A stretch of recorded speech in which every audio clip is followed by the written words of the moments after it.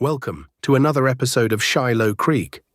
Where the water runs slow, the friends look out for each other, and every story starts here, pondside, with me.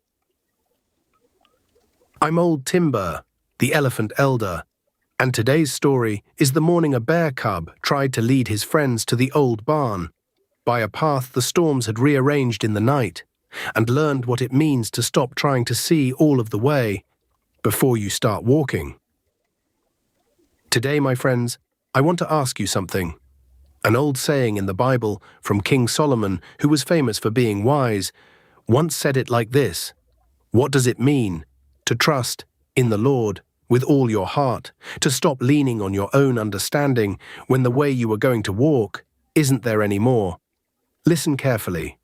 The answer is in the story. Now, gather round, friends. Come close by the pond. Old Timber, Old Timber, is this the barn one? The one where I lead? Yes, Bongo. It is the barn one. Settle in. Now, settle in. Here we go.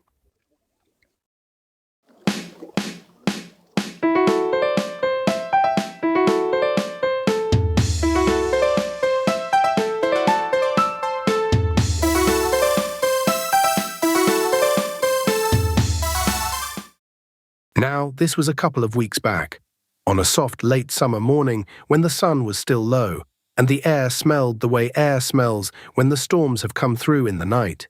Sharp green, like fresh broken leaves, and a little wet on every stone. And the path was different.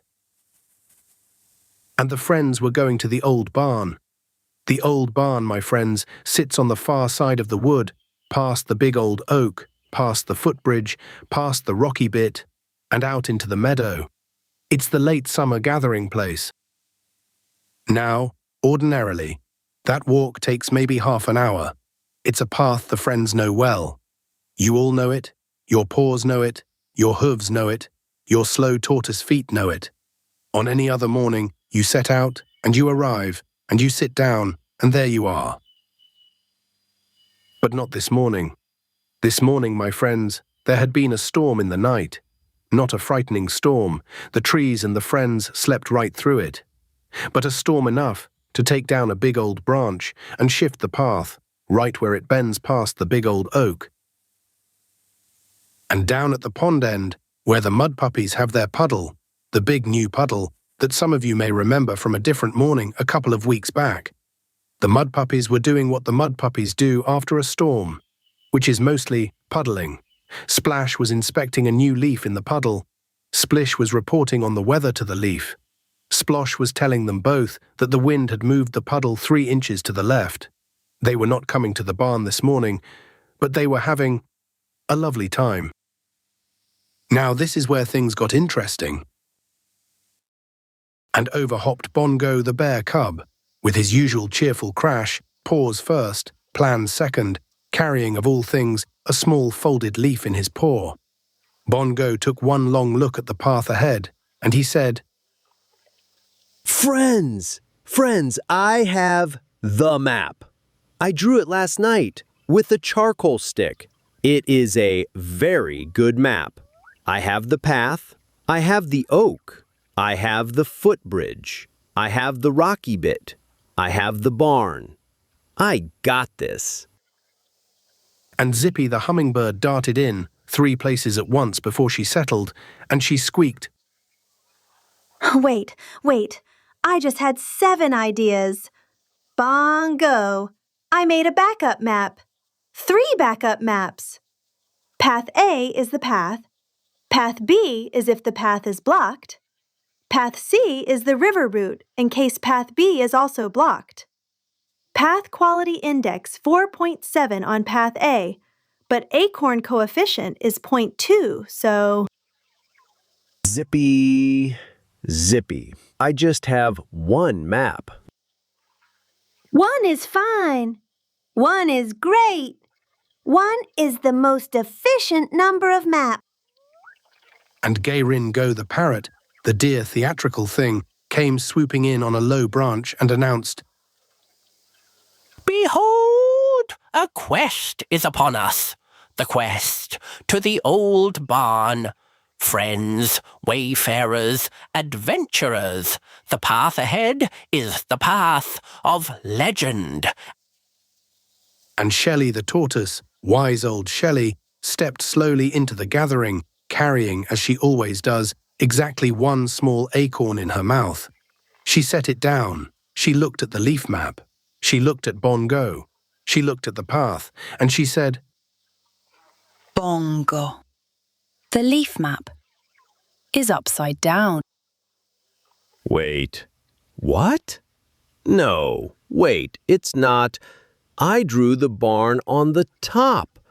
The barn goes on the top. The barn isn't on the top. And then the smallest of the friends, Fern the fawn, came stepping out from behind the willow, the way she always does now, more steady on her hooves than she once was, and she looked at the path and she said, very quietly, The path is wet. And the stones moved.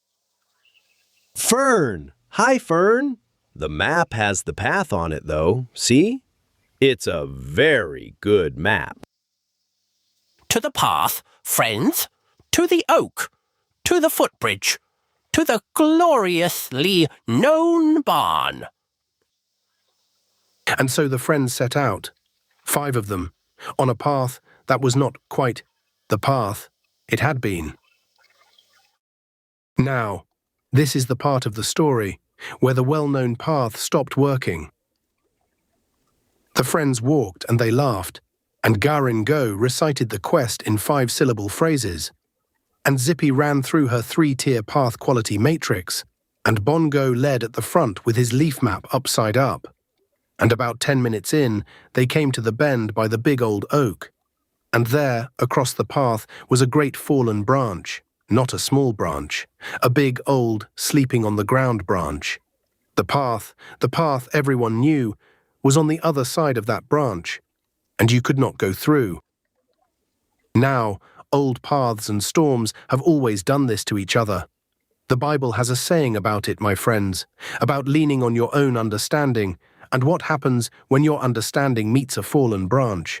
I'll come back to that, at the end. For now, the friends were stuck. And here is what happened next. Bongo, the dear earnest thing, looked at the leaf map. He looked at the branch. He looked at the leaf map. He looked at the branch, and he did what Bongo does. He made a new plan. Friends, I got it. We climb the branch. I'll go first. I got this. I am going over the branch. And Bongo, with his usual cheerful crash, went up the branch and ran into a low limb, and the limb gave him a thump, right on the forehead.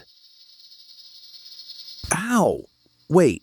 Ow! The branch is fine. The branch is fine. Bongo. The branch is fine. Okay. New plan. We go around. We go left, because path be left has a 37% better surface traction coefficient. Wait, no, right is better, unless the river route is faster. Bongo, do you have your charcoal stick? Friends, behold, a fork, 2 paths, left and right. This is the final fork. Choose wisely. Go, ring, go. It is not the final fork. There are at least 3 more forks. I have seen them. Okay. Let me redraw the map. Zippy, charcoal stick. We'll... I don't think the leaf map has this part of the woods.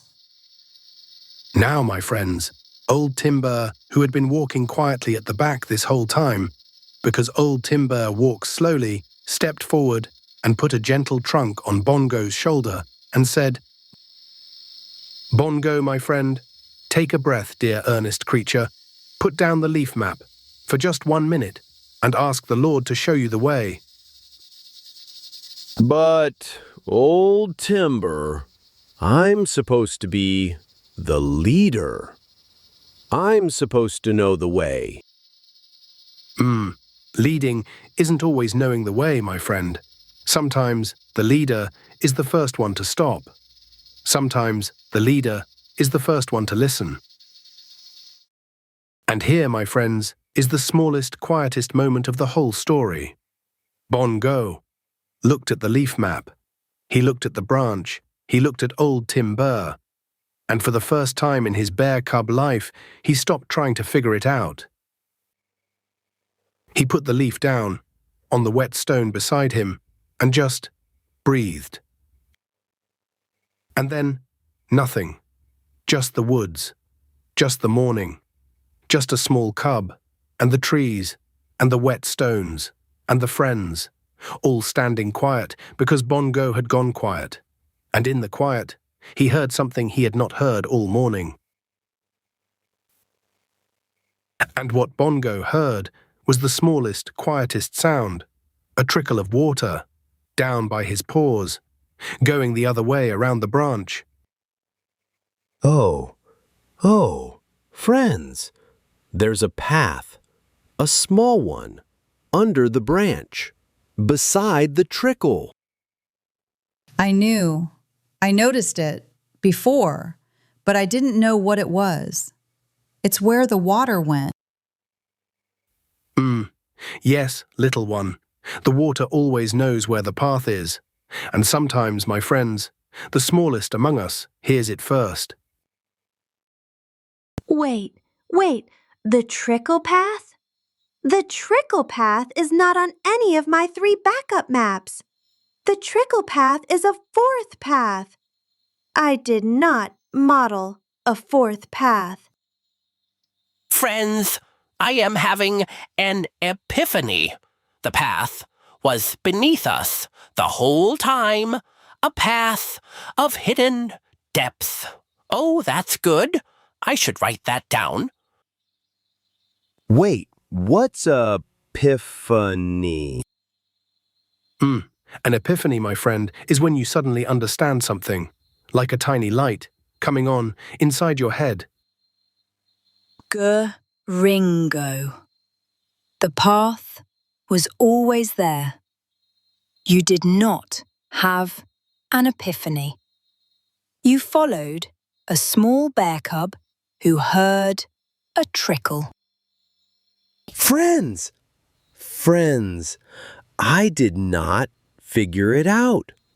I just stopped. And the trickle was right there.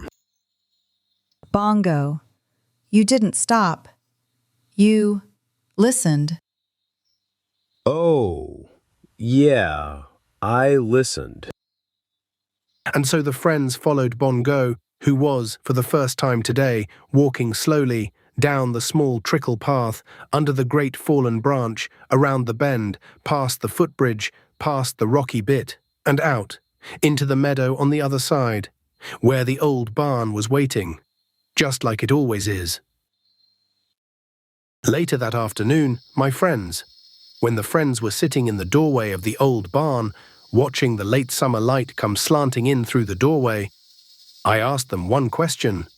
I said, "What made today work?" And Zippy, still slightly bewildered, said, I had 3 maps, and the answer was a path I never modelled.